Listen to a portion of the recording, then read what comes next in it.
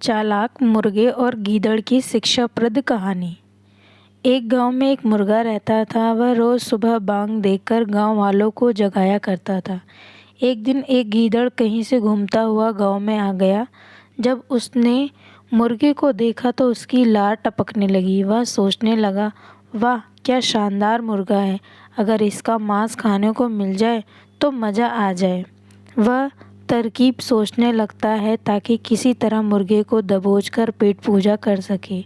उसने मुर्गे को बहला फुसलाकर अपने काबू में करने का निश्चय किया और उसके पास पहुंचकर बोला, मित्र, मैं तुम्हारी आवाज़ सुनकर तुम्हारे पास आया हूँ। तुम्हारी आवाज़ बहुत ही सुरीली है, कानों में मिश्री घुल जाती है, मन करता है दिन भर सुनता रहूँ।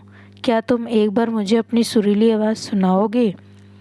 मुर्गे की कभी किसी ने इतनी प्रशंसा नहीं की थी। वह गीदड़ की बात सुनकर मुर्गा खुशी से फूला नहीं समाया और उसे अपनी आवाज़ सुनाने के लिए ज़ोर ज़ोर से कुकड़ू कू करने लगा। गीदड़ इसी फिक्र में था। उसके देखा कि मुर्गे का ध्यान उसकी ओर नहीं है, इसलिए अवसर पाकर उसने मुर्गे को अपने मुंह में दबा लिया और जंगल की ओर भागने लगा।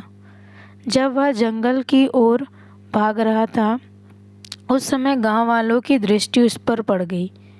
वे लाठी लेकर उसे मारने के लिए दौड़े। गीदड़ डर के मारे और तेजी से भागने लगा।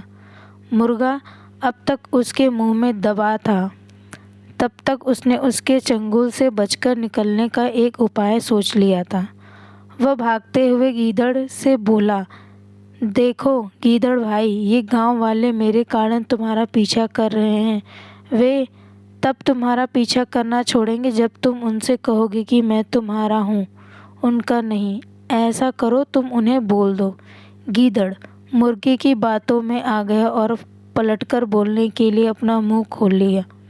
लेकिन जैसे ही उसने मुंह खोला, मुर्गा उड़ गया और गांव वालों के पास चला गया। इस तरह अपनी चतुराई से उसने अपनी जान बचाई। दोस्तों, इससे हमें ये सीख मिलती है कि संकट के समय बुद्धिमानी से काम लेना चाहिए।